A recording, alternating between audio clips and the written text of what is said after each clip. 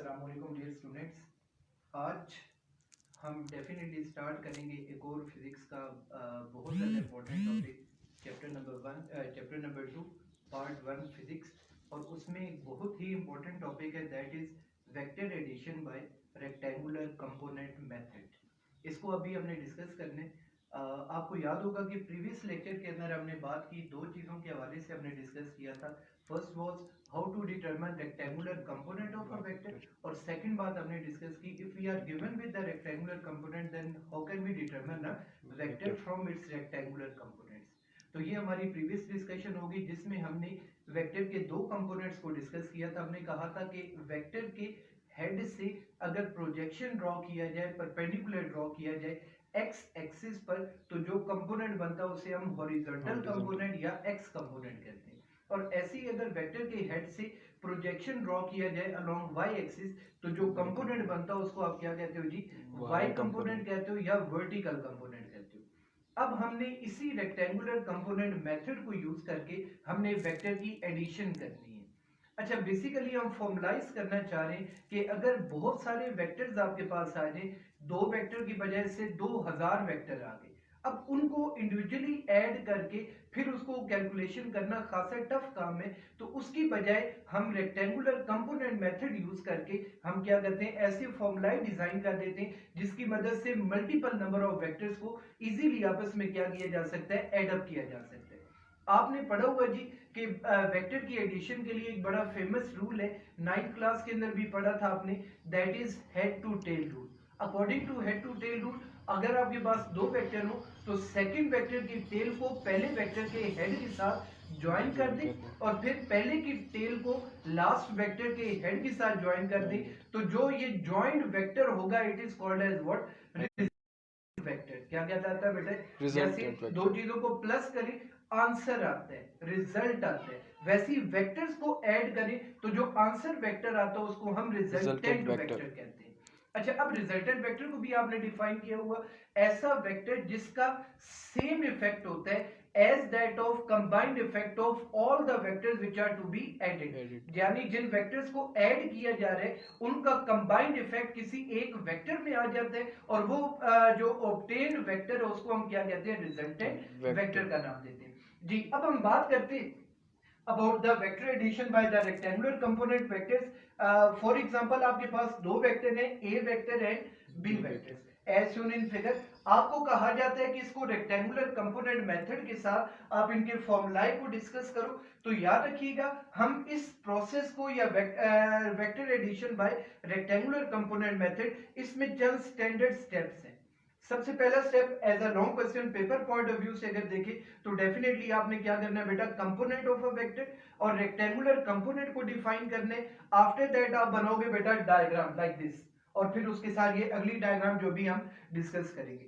Diagram बनाने के बाद फिर आपका अगला स्टेप क्या होगा जी? कि आप थियोरेटिकल एक्सप्लेनेशन देंगे, यानी जो आपने ये डायग्राम बनाई है उसी को आपने एक्सप्लेन कर देना है। That is, let us suppose that we have two vectors, vector a and vector b, and then whatever the process is performed that must be written in the theoretical explanation. अच्छा, इससे अगला step क्या होगा जी?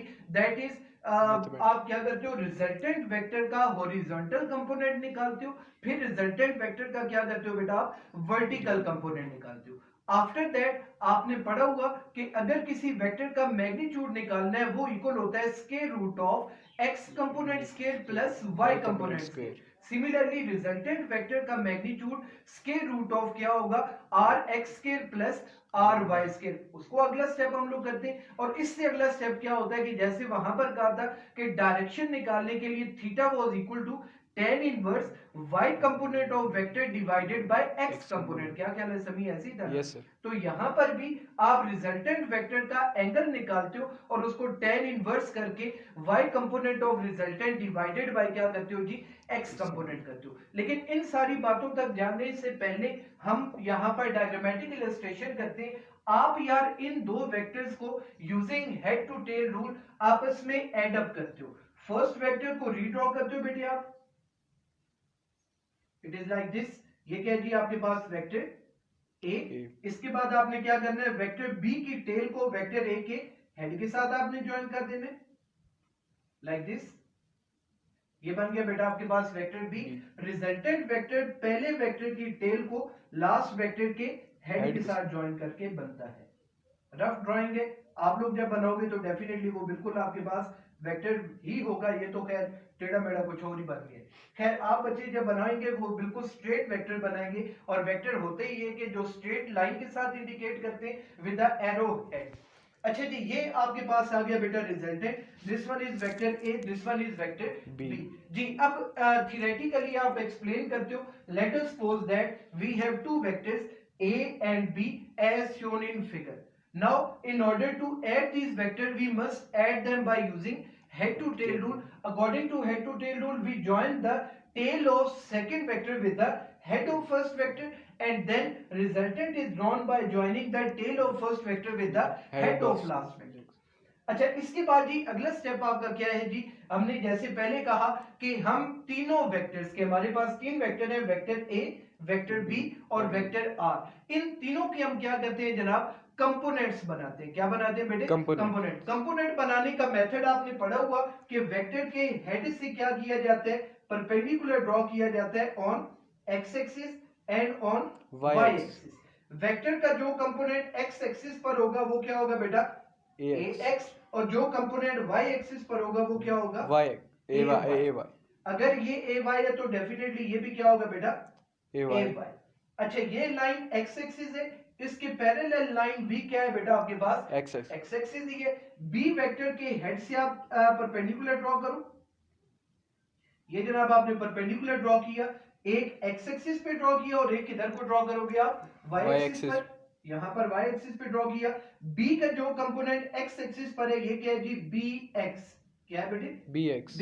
और b का ही जो component y axis पर है वो क्या है बेटा आपके पास, by। अगर इतना by है तो ये भी क्या होगा, by। इससे अगला स्टेप हमारा कौन सा वेक्टर है जी, रिजल्टेंट वेक्टर। रिजल्टेंट के हेड से भी हम क्या करेंगे, प्रोजेक्शन ड्रॉ करेंगे अलोंग एक्स एक्सिस। ये जो पूरा कंपोनेंट आपके पास यहां से यहां तक बना, दिस इज आर एक्स। क्या है बेटा ये, आर एक्स, रिजल्टेंट का एक्स कंपोनेंट। और ये जो कंपोनेंट यहां से ओरिजिन से लेकर ऊपर यहां तक बना, this one is what, R Y. ठीक है जी, अगर ये आर वाई है तो डेफिनेटली ये भी क्या होगा, यहां से यहां तक आर वाई। वेरी गुड, ये भी क्या है जी, आर वाई। अगर ये ए वाई है तो ये भी क्या है बेटा, ए वाई। Very good. अगर इतना बी एक्स है तो ये भी क्या होगा, बी एक्स। ठीक है जी, यहां तक बात ठीक है। yes. अच्छा अब जनाब हम लोग यहाँ पर इसको ट्रायंगल को या इस ओवरऑल डायग्राम के चंद पॉइंट्स को नाम दे देते हैं। फॉर एग्जांपल हम इसको कहते हैं G O L M N O, right. हम ये इसको हम ग्रुप से पी कह देते हैं, right. P L M N O, ये पांच नाम हमने बच्चे इसको दे दिए। अब यार हमने इस डायग्राम को सॉल्व करना है जी। पहले स्टेप में मुझे ये बताएं, P से लेकर M तक जो टोटल डिस्टेंस है वो क्या है, बराबर आर एक्स के बराबर। P से लेकर L तक का डिस्टेंस क्या है, ax। Very good. L से लेकर M तक का डिस्टेंस bx। तो क्या मैं कह सकता हूं PM is equal to PL plus LM, yes correct है। PM is equal to what, PL plus LL, यानी RX बराबर किसके आ गया, AX प्लस BX। तो भाई from figure it is clear that RX it is equal to what, AX plus BX। किसके बराबर आ गया जी, ax plus bx। That is x component of resultant vector is equal to the sum of x component of vector a and x component of vector b। Similarly from figure it is also clear that what, अगर आप यहां पर बच्चे diagrammatically देखो तो m से लेकर o तक का डिस्टेंस ये बराबर है mn प्लस no, ऐसे ही है यार। yes. MO is equal to MN plus NO, that is RY is equal to what, AY plus BY। very good, excellent। तो भाई फिगर से दूसरी डायग्राम में रिजल्ट मिला RY it is equal to what, AY plus BY। this is my equation number 2 there। so I can say that the y component of resultant vector is equal to sum of y component of vector A and Y component of vector B के बराबर आ गया। लो जी, अगर हमारे पास resultant का x और y दोनों कंपोनेंट आ गए, जैसे आपने पढ़ा था a वेक्टर का मैग्नीट्यूड इक्वल होता है under root of A X square plus A Y square. B vector का मैग्नीट्यूड क्या होगा? Under root of B X square plus B Y square. C vector का मैग्नीट्यूड क्या होगा?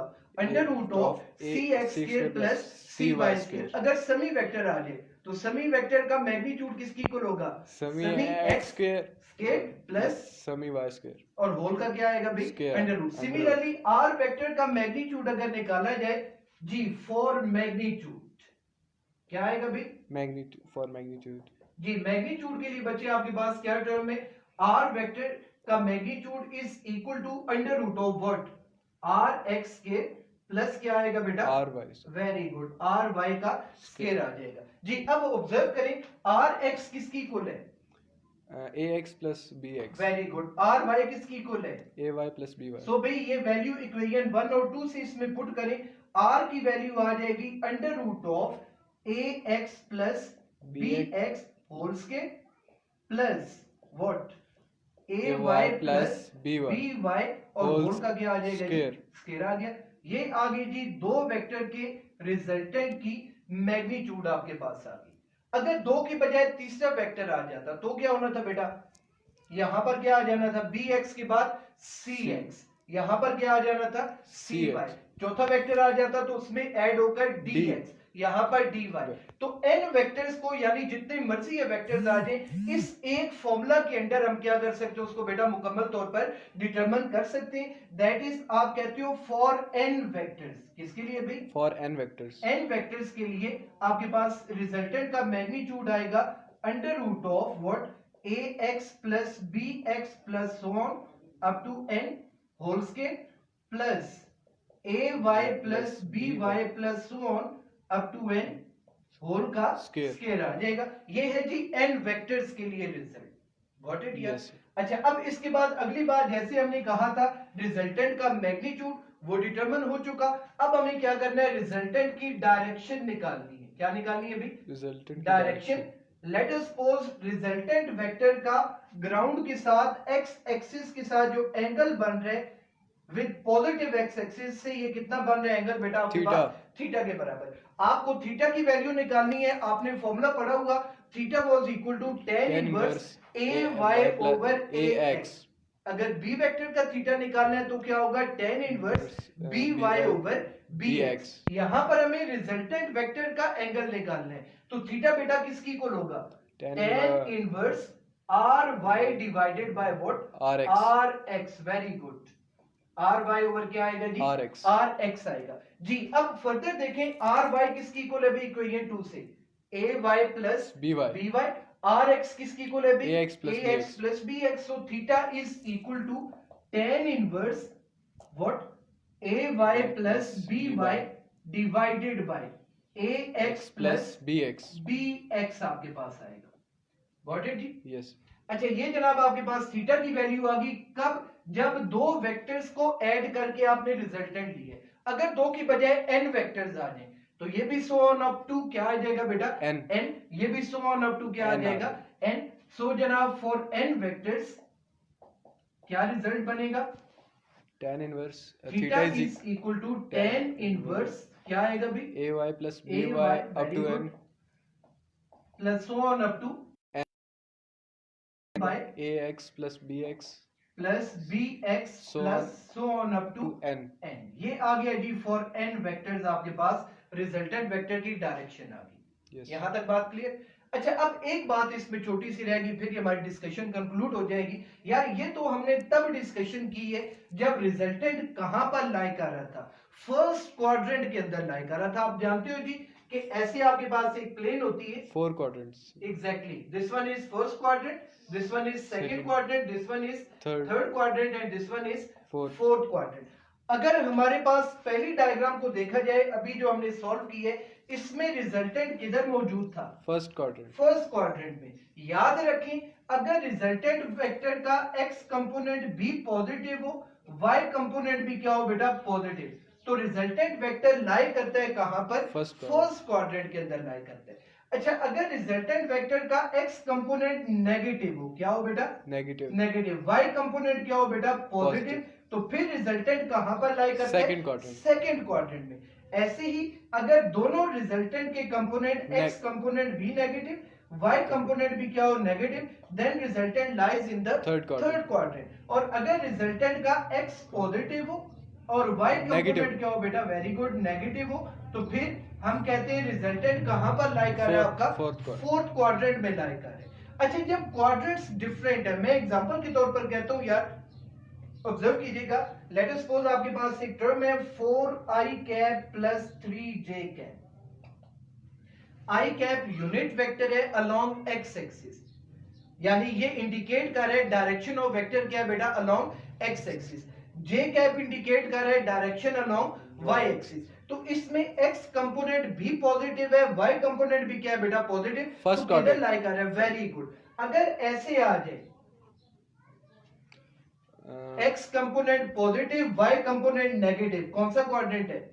Fourth quadrant. क्या है बेटा ये? Fourth quadrant. अगर ऐसे आ जाए -4i -3j, third quadrant. Very good. और अगर -4i + 3j, सेकंड क्वाड्रेंट। तो इस तरह से जो भी वेक्टर गिवन हो उसको हम कंक्लूड कर लेते हैं, उसके बारे में डिटरमिन कर लेते हैं कि ये किस क्वाड्रेंट में लाई कर है।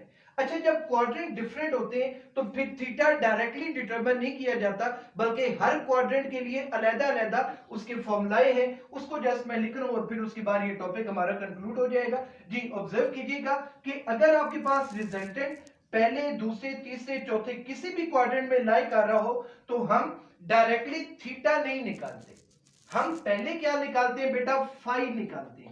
क्या निकालते हैं? फाई।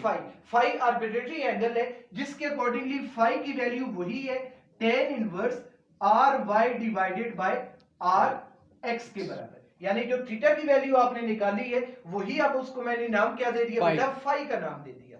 अच्छा, फाई की वैल्यू निकालते हुए एक बात याद रखनी है कि अगर आपके पास ये वेक्टर यूं दे दिया गया, r की वैल्यू आपको बता दी गई, r vector is equal to -4i + 3j, जब फाई निकालने तो उस वक्त साइन को आपने क्या करना है बेटा? इग्नोर कर देना है। क्या कर देना है बेटा? साइन को इग्नोर कर। यस, tan इनवर्स क्या आ जाएगा बेटा आपके पास? r y की जगह क्या आएगा? 3। क्या आएगा बेटा? 3, क्योंकि y कंपोनेंट क्या है इसका? 3। और x कंपोनेंट इसका क्या है बेटा? 4। वैसे -4 है लेकिन फाई निकालते हुए उसमें क्या करेंगे बेटा? इग्नोर कर देना सर। इग्नोर कर देना। अच्छा, ये प्लस आया, इसको सॉल्व किया, जो भी वैल्यू आपके पास आ गई वो क्या है बेटा? आपके पास फाई डिटरमाइंड हो गया। तो सबसे पहले क्वाड्रेंट की डिस्कशन के अंदर इसे हम कहते हैं डायरेक्शन रूल्स। जो भी हम डिस्कशन कर रहे हैं इसको हम क्या कहते हैं? डायरेक्शन रूल्स या quadrant rules for the vector addition. अच्छा, अब इसके लिए हम कहते हैं बेटा कि पहले हमने फाई निकाला, फाई की वैल्यू डिटरमाइन कर ली, इसमें हमने साइन को इग्नोर किया। साइन सिर्फ इस्तेमाल होते हैं ये देखने के लिए कि थीटा कहां लाई कर है, कि क्या बेटा थीटा कहां लाई कर है, किस क्वाड्रेंट में लाई कर है, पहले में है, दूसरे में है, तीसरे में है, या क्या बेटा आपके पास? चौथे क्वाड्रेंट में। याद रखिएगा फॉर फर्स्ट क्वाड्रेंट, क्या भाई? फॉर फर्स्ट क्वाड्रेंट चारों में फॉर्मूला यहां पर लिख कर दे रहा हूं।